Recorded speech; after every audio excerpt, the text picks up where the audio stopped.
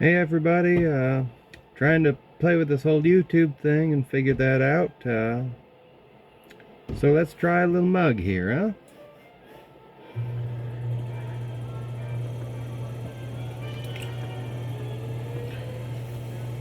huh? Let's work on getting it centered here. This clay's a little stiffer than I'd like it to be, but getting down to my last 50 pounds or so of the batch. I'm mixing up the new batch here. Once I get the good pile of that, I'll get that all pugged, and that ought to keep me busy. So sure y'all seen some potters before. So we're just coning a little bit, get the clay all into alignment and get as close to on center as we can.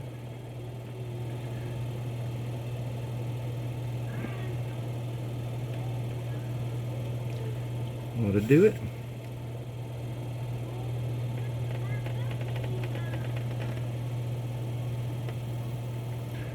That looks all right.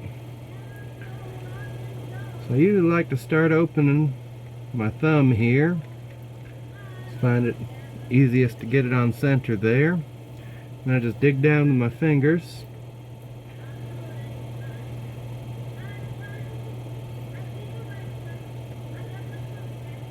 Let's have a look at where we are there. Open up just another millimeter or so. A little dribble of water. Just going to support here. And just hook my fingers around, nice claw, and bring that right out. Get that floor all nice. And go back over that floor, get it nice and flat. Hope the sound is all right. Of course, I've been told that I have an annoying voice by a few people, but hope y'all don't mind too much. Alright, so in the interest of bringing this all up and in, I like to just choke that up and just bring those walls in. It's very important to keep the rim of the pot under control if you can keep the foot of the pot. Anyways, but I'm going to do a little claw pull here, just so I'm not struggling trying to bring everything up. If I can keep the weight at the bottom and work on getting that up, then we're all right.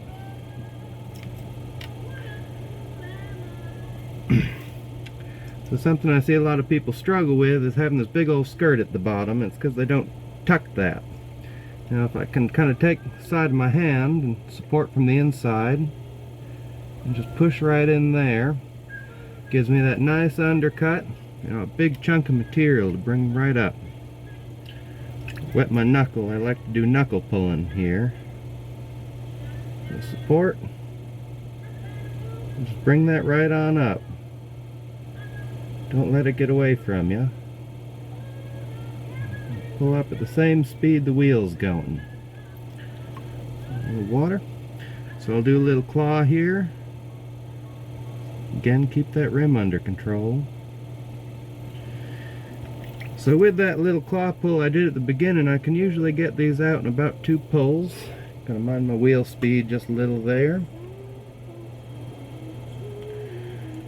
Once again, we're gonna get that undercut there, but I'm just pushing with my middle finger there this time, supported by the finger next to it. I have less material down there, so you have to be a little more gentle. And I'll do a little wet trim at the end. But again, that undercut just really helps me avoid having too much material down there. Don't need a pot with a big old heavy thing. Of course, some people are real trimaholics. Can't get enough of trimahol. So again, we're just visiting our rim there. There you got a nice basic cylinder. sure y'all know about that. Wet it a little bit. Give it a little bit more down. Just dribble it right down the inside. Just again, that clay is a little stiff and don't want it going too dry on me. So again, just establishing just slightly. And I'll start getting my belly there. Make a couple passes. Nothing to get. Don't want to push your clay all at once. And you'll notice I'm picking up some of this slip down here on the wheel head because it lubricates the clay beautifully. It stays put better than plain water. And why just send it all off into the splash pan if you can make use of it? See, I'm shaping down a little bit. Just want to get that belly just so. Maybe one more quick little pass there.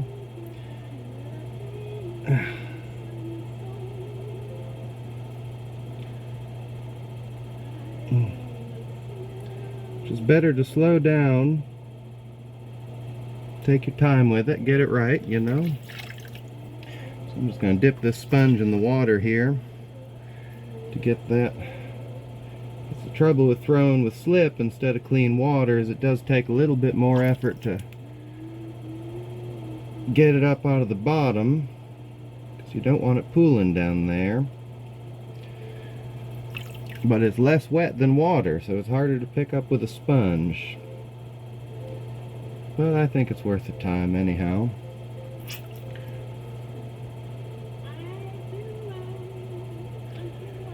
I hope y'all find any of this useful or enjoyable or anything else. It's going to do a quick little work with my pinky here. Just get the top of that belly just so. While I can still reach it. Alright, we're going to wet this down. Now for necking, I see a lot of people kind of just go from the outside. And you run into that trouble of the rim moving around on you. So instead, well, being a jug maker, I like to do a claw. And I keep a finger on the inside for support. So I just put that right down there and get right over it and just use a choke and knuckle. And you see I'm not getting really any play up there. I just bring that neck right up. Mind our rim again there. Now this is kind of a beer mug. I'm trying to go for a slightly smaller than my big beer mugs, but I think I might even take another 1/4 pound off of these. Make them just a little smaller yet, but it's all about finding those sweet spots. So now I'm going to get that rim pulled out and give me context for a handle. Make a good sturdy mug. I just put my pinky right beside there, and I'll just make a little pull. And as I pull, you see I'm pulling that rim out, and kind of dropping it down. Have a look at that. Might bring that out just a little bit.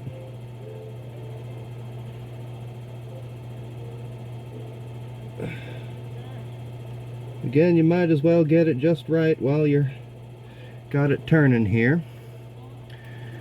Now to refine up here, again I take my little pinky and I just make a little inward pull.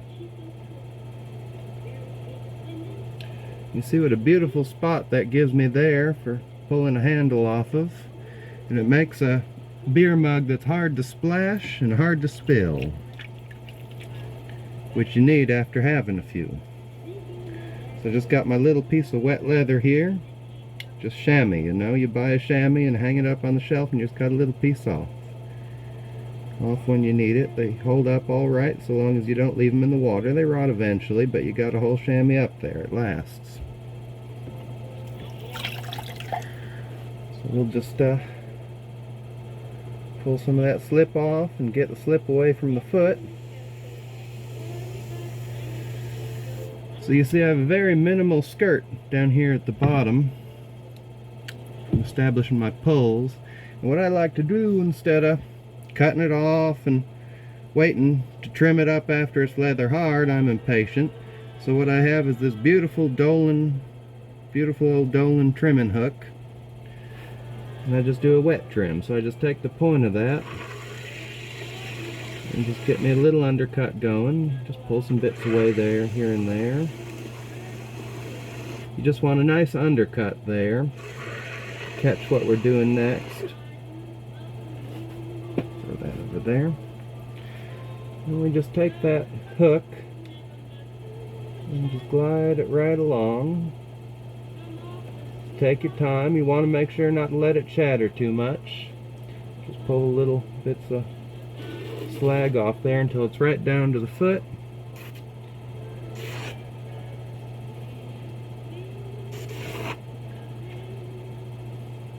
And I like to kind of nibble at all that excess there.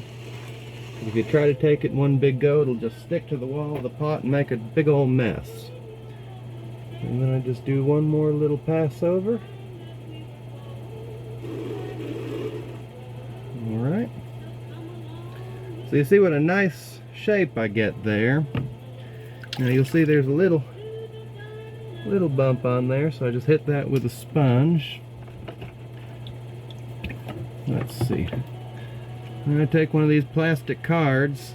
If anybody ever gives you a gift card, or you have a hotel key card, or anything like that, expired, use it up first, but I tell you, save all of those you can get.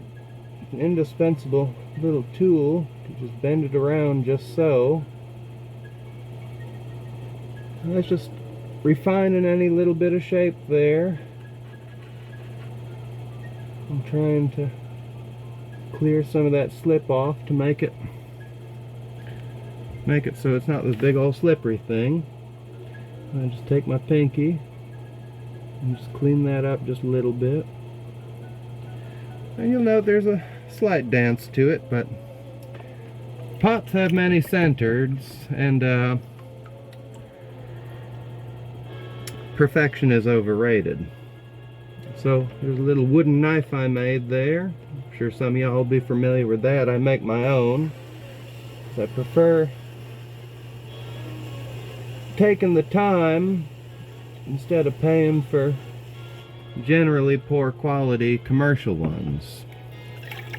So we're just gonna look that over. There's a little booger down there. But we just take a sponge, clear up that undercut there. Slow that wheel down. Let me just wipe my hands so I can just keep my little water bucket there. And you always want to have clean hands when you're lifting a pot. One of the most valuable lessons I ever learned. Take care of my edge there, clean up my wheel head a little bit.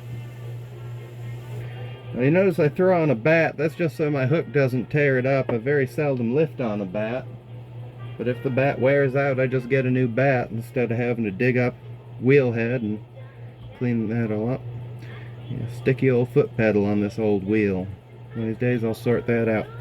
The old handmade wire. Gonna have to make a new wire for it, but that's just twisted together nylon there. You know the deal. Just pull it tight and slide it right under. Now, younger potters, don't have fear. Don't have fear, just lift it right up. Just cradle it, lift it. There it is. I hope you all enjoy it. I hope to come back here, do some more presenting, hopefully get a little better at it. Public speaking was never my strong suit. But we're working on it, aren't we? So y'all have a nice day. Love yourself, love each other. Take care, everybody.